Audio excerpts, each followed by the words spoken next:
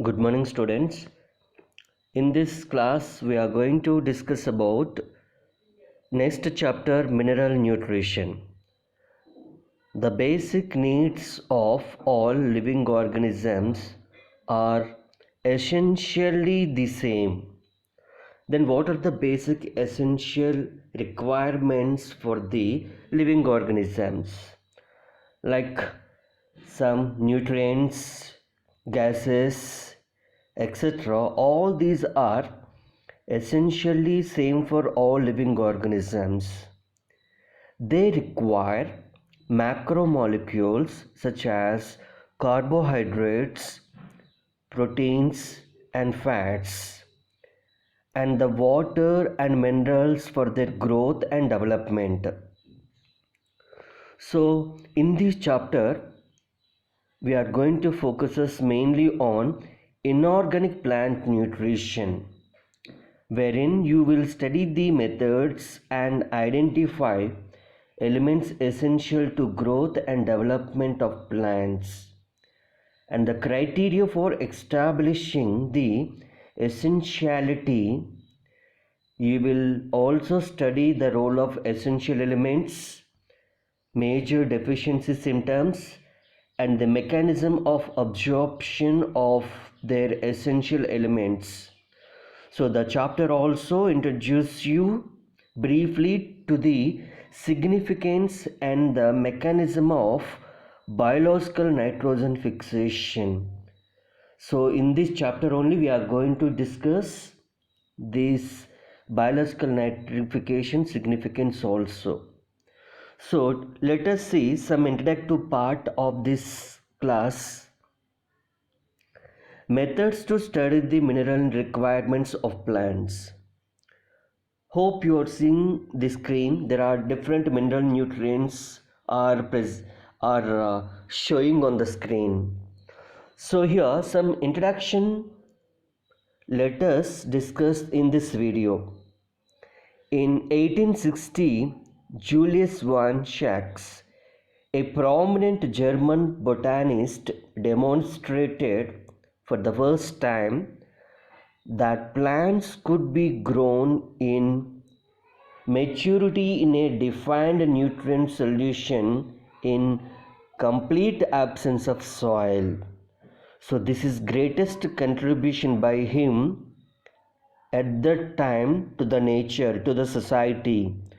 So this technique of growing plants in a nutrient solution is known as hydroponics. Hydroponics diagram you can see on the screen. So what is the definition for hydroponics? The technique of growing plants in a nutrient solution is known as hydroponics. So are we using soil in this hydroponics method? No.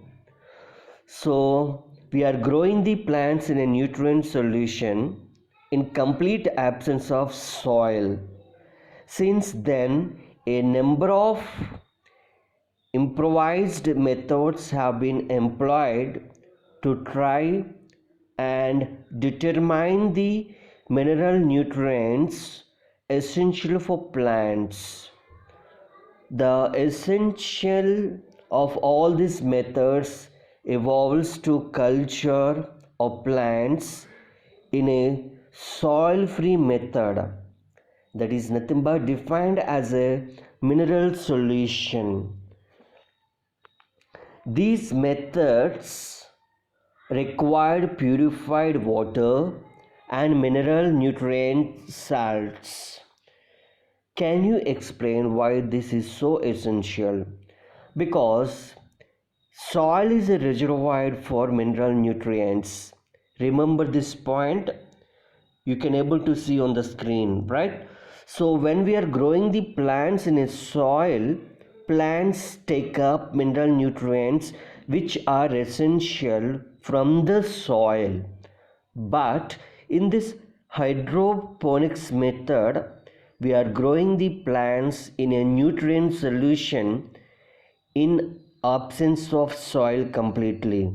Then To compensate the loss of mineral nutrients, the solution should be filled with or contained with nutrients called as nutrient solution. Then this method is justified method for the hydroponics method. So this is because the solution should have essential mineral nutrients to grow the plants. After a series of experiments in which the roots of the plants were immersed in nutrient solutions and wherein a element was added, removed or given in a variant concentration, a mineral solution suitable for the plant growth was obtained. By this method, essential elements were identified and their deficiency symptoms discovered. So students, hydroponics has been successfully employed as a technique for the commercial production of vegetables such as tomato, seedless cucumber and lettuce. Lettuce is a kind of leafy vegetable. I will show you in this video now. It must be emphasized that the nutrient solutions must be adequately related to the obtained the optimum growth, and it must be emphasized that the nutrient solutions must be adequately aerated to obtain the required amount of growth from the plant which we are growing through hydroponics method. So this is because aerated tank or tube also must be immersed in the hydroponics tank which has a nutrient solution. In another hand, a funnel for adding water and nutrients also should be required. Then this plant should shows optimum growth. Understand? So here one point should be remember here. What would happen if solutions were poorly aerated? So diagrammatic views of the hydroponic technique here it's given on the screen. You can see in these figures. If the any particular nutrient is poor or if sufficient amount of air is poor or poorly aerated, you can see different kinds of symptoms in the plants which we are growing through hydroponics, like poor growth, yellowish leaves, weak shoot and roots, yellowish leaves are very little growth in the plant or hardly any growth can be reduced. So these are the different kinds of symptoms can be noticed in the hydroponics plants if the plants are poorly aerated or if there is a deficiency of nutrients in the solution. Understand? Hope you understood this diagram. Now let us see one more important concept in this class. Essential mineral elements. You can see that leafy vegetable crops like lettuce and etc. Why mineral nutrients are essential elements to these crops? Let us see some important information in this video. Most of the minerals present in soil can enter plants through roots. Right? This part we had a discussion in Anatomy of Flowering Plants chapter. In fact, more than 60 essential elements of the 150 discovered so far are found in different plants. Some plant species accumulate selenium, some others gold, while some plants growing near nuclear test sites take up radioactive strontium. So there are techniques that are able to detect the minerals even at a very low concentration. Then the concentration is approximately 10 power minus 8 grams per milliliters. Remember it, this is very essential point for competitive examinations. So the question is here whether all the diverse mineral elements present in a plant, for example, gold and selenium is mentioned above, are really necessary for the plants? How do we decide that is essential for plants and what is not? So for that there is one more activity. That activity can be seen on the screen. Let us perform that activity in this class. Criteria for essentiality.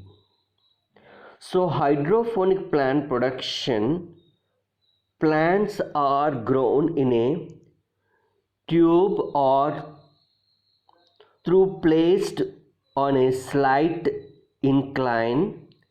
A pump circulates a nutrient solution from a reservoir, you can see on the screen, to be elevated end of the tube. The solution flows down the tube and returns the reservoir due to gravity. Inset shows a plant whose roots are continuously bathed in aerated nutrient solution. The arrows indications are direction of flow, nutrient solution flow. You can see this activity very clearly on the screen in this diagram. So with this we can understand that criteria for essentiality of mineral nutrients.